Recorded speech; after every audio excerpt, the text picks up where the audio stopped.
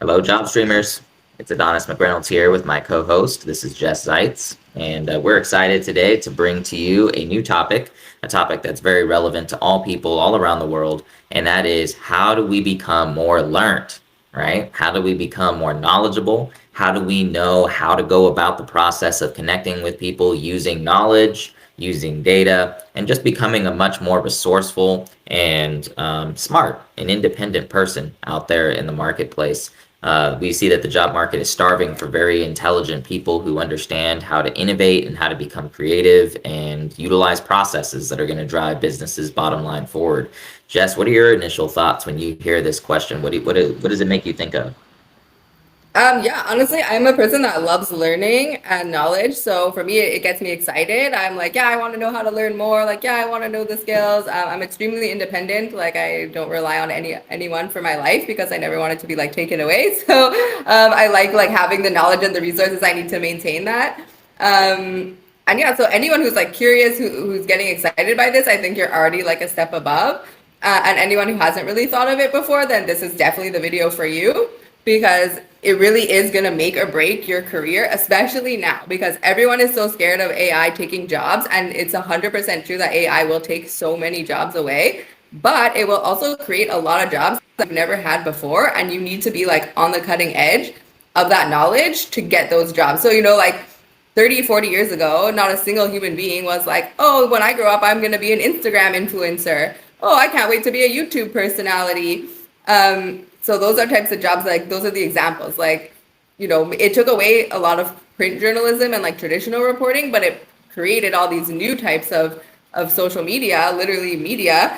So I think that it really ties in. If you are scared about AI taking away your job, then this is the video for you because it's going to create new jobs and you need to learn to get there. Yep, yep. And I would say this. Um, AI already has all the information that, you could possibly ever want to have. So, like, from the standpoint of like trying to compete with AI for knowledge, that's not going to happen, right? Like, you can't really compete with it for knowledge. What you can do is you can compete with it for learned experience within your specific subsector, within your industry, within your customer experience in real time, right? AI can pull things off of the internet, right? And it can browse a lot of information and it can give you a lot of data, but nothing replaces learned experience, right? And real time experience as well. So, like, whatever you're doing right now, you can use as leverage for whatever you're about to do next, right? You want to take all the information you're currently learning and you want to be transmitting it and submitting it into a new outlet that's going to appreciate what you bring to the table, which kind of brings us to the subject matter of our video, right? How do we become smarter? How can we essentially become more learned and compete in the marketplace today? I think the first step that we have to realize is that before you can really become learned, you have to become extremely dedicated to one specific thing that you're going to become a specialist in, really understanding and applying in your life, right? So can't really do that if you don't have what we've talked about in the past, a business identity, right? So you got to pick something that you're really interested in, something that is, a growing field. We don't recommend necessarily learning about things that are going to get phased out, right? So that whole little bit that Jess just, talked about AI, like that's real. You don't want to necessarily be learning things that AI is going to ultimately just be better at and do better at, right? You want to learn things that AI really isn't as assimilated to. And you might be like, well, what is that? What are some of those jobs that, AI is just not going to touch? I mean, it's going to touch every job to an extent. But again, if you pick a very, very niche practice, something that that it usually is client facing, that's a good bet, right? So for salespeople out there, trust me when I say I don't care how advanced AI gets, you're not going to get replaced because at the end of the day, there's a metaphysical reality to humanity. And with that metaphysical reality, there's an energy. And that energy transfer, that emotional transfer, that authenticity that you get from a real live human interaction is what actually closes deals and moves the needle in today's day and age. Still, even in the age of extreme AI just can't follow that metaphysical nature of humanity. And so there's a sense of inauthenticity every single time you interact with AI. And quite frankly, people are tired of it already. Like it's permeated every aspect of life. And there's a lot of people who really just hate it and wish that we could return back to the Stone Ages where there were no phones and there was no, generative AI and all of this stuff, right? So client facing roles, like where you're going to be communicating with somebody about an issue or trying to solve a problem or selling something, AI just will not cut it in that regard as it pertains to, speaking and soft skills, communication, right? You can definitely use it for email and direct messaging and all of those types of things, and we talk about that in our other videos, but the most important thing is communication. So when it comes to communication and teaching, transferring knowledge, you want to become really good at communicating. You want to become really good at anything client facing, and you want to be learning about things that AI can't duplicate. Now, there's other things. I'm expecting you to be somewhat resourceful here, right? Do your research. Like, what are some areas that are growing? Where are the jobs? What's the job market heading to, right? In terms of what's going to be more popular as time goes on, what's the estimated growth of XYZ industries. Start learning about different industries that interest you. Pick one that's really, really that really jumps out at you, and start studying. Start practicing. And you might be asking, how do I practice? How do I get into an industry without any experience? Well, sometimes you got to create your own experience, or sometimes you just got to figure out a creative way to get in the door, right? And that's what we do. We help to create opportunities through creativity, thinking outside of the box. You can see all of our other videos on our channel. We're really big time on, figuring out what are creative ways to get out there and, get the kind of help you need. Now, in terms of self resources, you could always, start off on the ground level, internships, affiliate marketing, the kind of stuff that really kind of just allows you to get your foot in the door and be able to say you sell a service, right? That you represent a service. Anything that it takes, right? To be able to, for people to be able to take you seriously. Anytime you want to reinvent yourself, grab the bull by the horns, right? Like if you're looking to break into a different industry, start selling things in that industry to the people that you want to sell them to. Start building relationships with people. Start learning about the industry that you're planning to sell services in.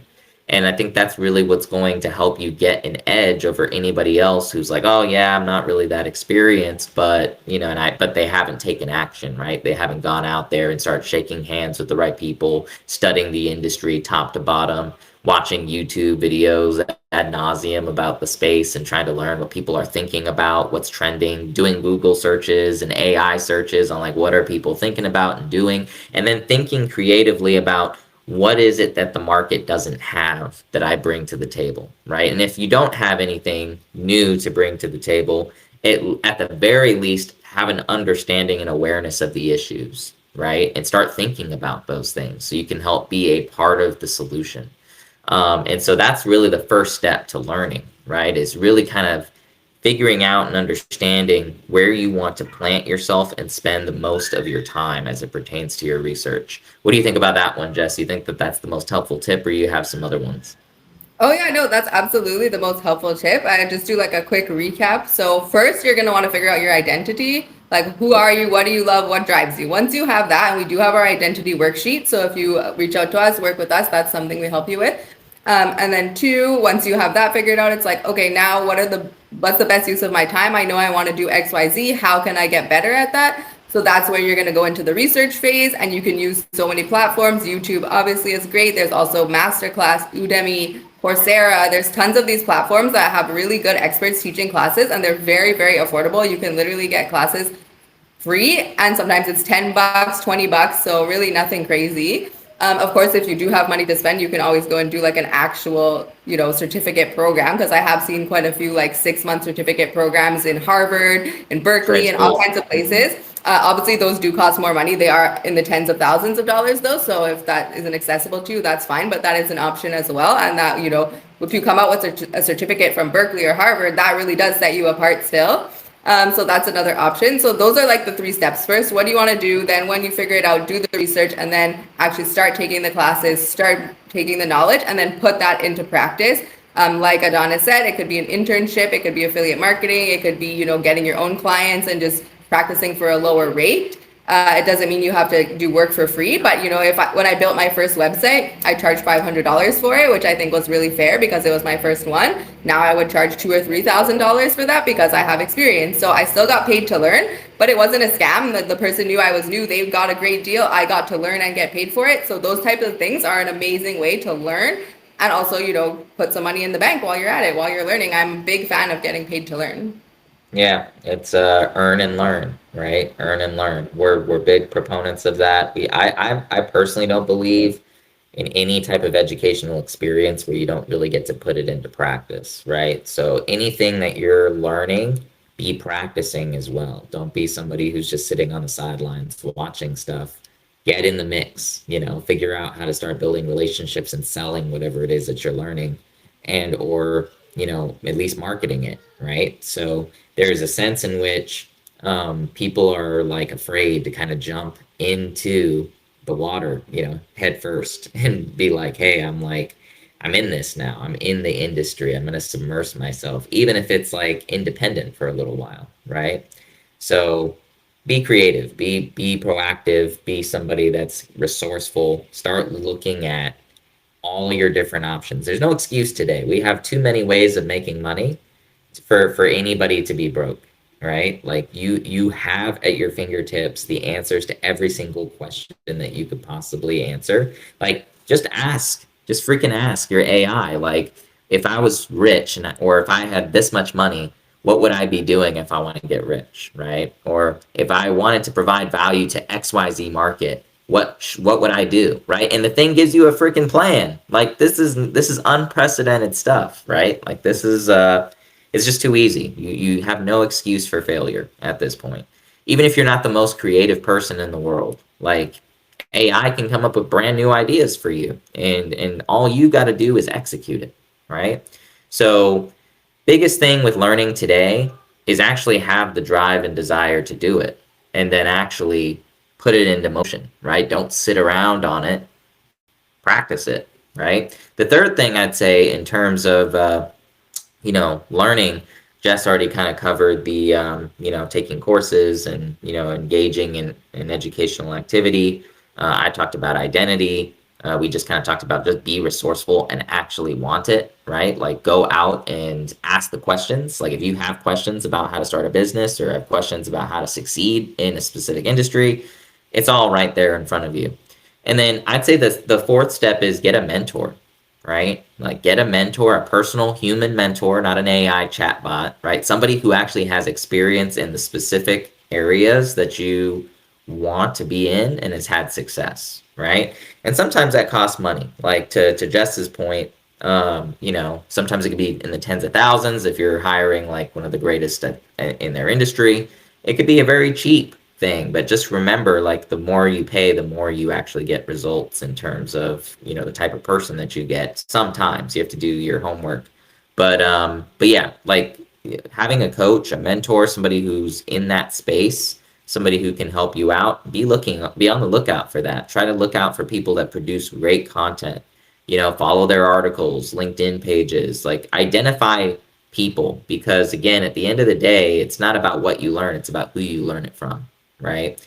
So I could learn a bunch of stuff from, this guy who claims this, and that, but if he's really nobody and he's not, he doesn't produce, he doesn't do anything, it's kind of like, okay, doesn't really matter, right? So at the end of the day, try to find those people that are going to help you in said industry, and that will help you big time in terms of your process of learning and getting familiar with what you need to be doing on a regular basis.